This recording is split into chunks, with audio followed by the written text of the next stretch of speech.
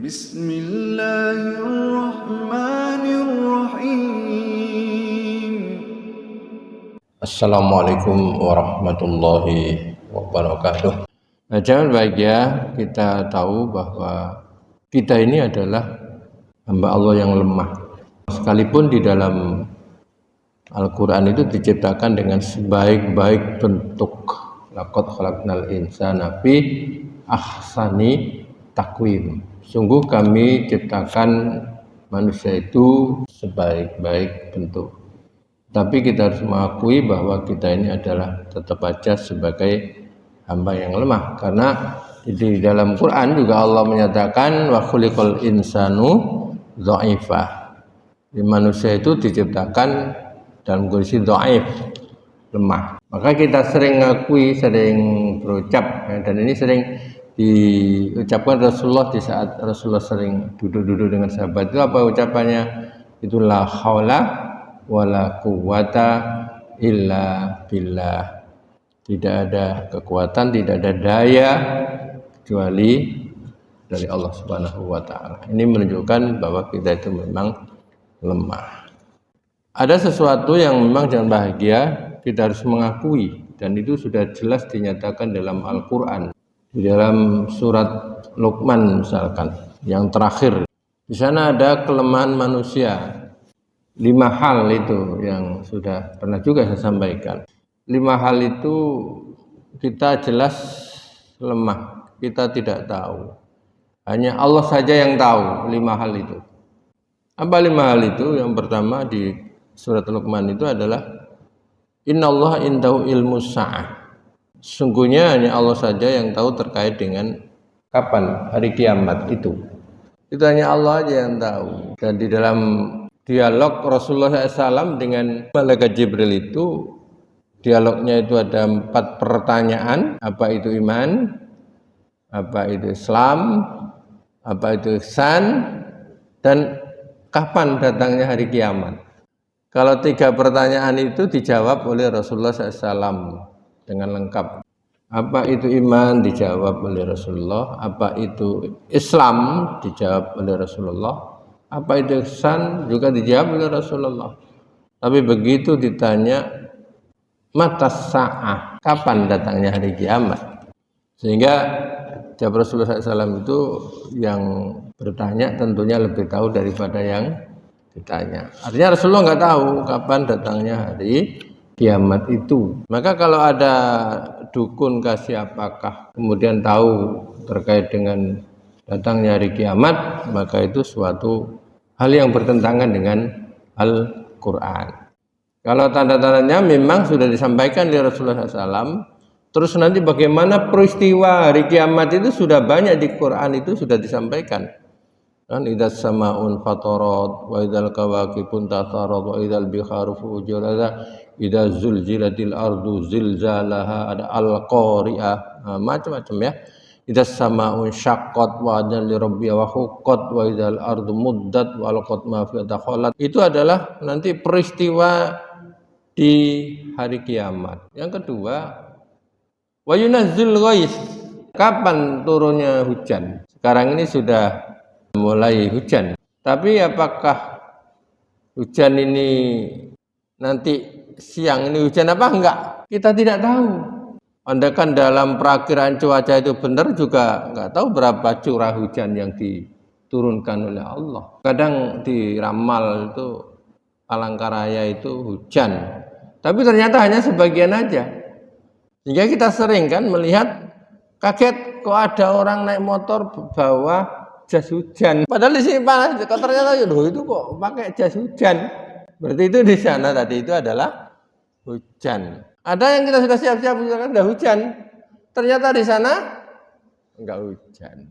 Mendung, jemuran sudah kita ambil semua, khawatir ternyata dibawa angin mendungnya ke sana. Nanti sehari ini hujan apa enggak tahu. Tapi yang jelas kita senantiasa berdoa setiap hujan itu membawa berkah. Ya Allah, bila hujan yang bermanfaat dan hujan yang berkah, membawa keberkahan. Syukur alhamdulillah. Kita ini berada di daerah Khatulistiwa, antara malam dan siang itu sama. Dan Cuaca juga seperti itu, hujan dan panas. Yang ketiga adalah wa ya'lamu ma fil arham. Dan yang tahu oleh Allah saja itu adalah apa yang ada di dalam kandungan seorang ibu. Sekalipun sekarang menurut medis itu sudah bisa ditentukan ini bayi laki atau bayi perempuan. Jadi kalau sudah 7 bulan atau 8 bulan itu sudah bisa dilihat, oh ini bayi laki atau bayi perempuan. Tapi saja tetap itu harus tidak bisa dipastikan, Bu, pasti anak sampan itu laki-laki. Oh, saya itu punya teman dulu itu katanya, oh cucu saya karena saya 3 itu laki-laki semua. Begitu pengen cucu perempuan, begitu dikasih, alhamdulillah Pak, setelah dilihat itu perempuan. Tapi begitu lahir apa? Laki. Andaikan topas itu nanti rezekinya bagaimana ini? Hidupnya di mana? Kadang lahirnya di Palangkaraya, besarnya di Jawa. Saya ini lahir di Jawa, remaja besar di Timur, tua-tua di sini. Nah nanti di mana saya harus dikubur? Jadi kita tidak tahu. Jadi perjalanan hidup seorang itu tidak tahu. Rezekinya gimana ini? Jodohnya juga siapa? Juga tidak tahu. Itu hanya Allah saja yang tahu. Kemudian yang keempat adalah wa ma tadri nafsun madza taksibu ghadan. Seorang itu tidak tahu apa yang akan dikerjakan untuk esok harinya. Besok jadi apa itu tidak tahu. Makanya di dalam surat Kahfi di situ kan disebutkan wala taqulanna li syai'in inni fa'ilun dzalika ghadan. Jangan kamu berucap saya pasti bisa berbuat begini illa ayyasha Allah, kecuali harus disertai dengan insya Allah. Tapi sering saya sampaikan kata-kata insya Allah jangan buat main-main. Ya betul-betul kita ucapkan dari hati insya Allah. Sudah jelas-jelas besok dalam hatinya enggak datang insya Allah. Sehingga apa? Kemarin kenapa nggak datang loh? Saya kan insya Allah. Itu insya Allah ya hanya dijadikan kamuflase saja, tidak insya Allah dalam artian ucapan yang sesungguhnya. Nah, jadi wa mata tri nafsun madza taksibu ghadan. Seorang itu tidak tahu apa yang akan dilakukan besok, termasuk nasib kita. Enggak ada orang itu meramal-ramal lewat tangan, lewat apa. Saya itu pernah kan diramal. Ada dulu jamaah yang suka meramal, tapi Allah yarham sekarang sudah tidak ada, Pak. Dilihat tangannya ini, oh Pak Zur ini, tapi sayangnya boros. Nah, ada sayangnya boros itu kayak bikin kalian ada. Hidupnya ini sana sini, Palangkaraya sini, Palangkaraya sini. Jalannya yang penting ya air mengalir kan gitu.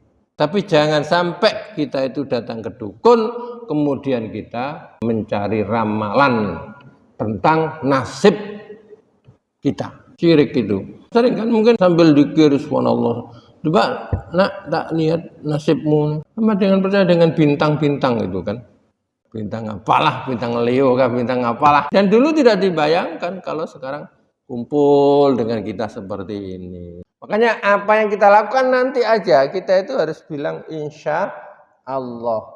Kemudian yang terakhir adalah kita itu lemah, kita tidak tahu, hanya Allah saja yang tahu adalah wa tadri nafsun bi ayyi ardin tamut. Jadi kita itu tidak tahu di mana bumi yang kita injak nanti itu kita mati di situ.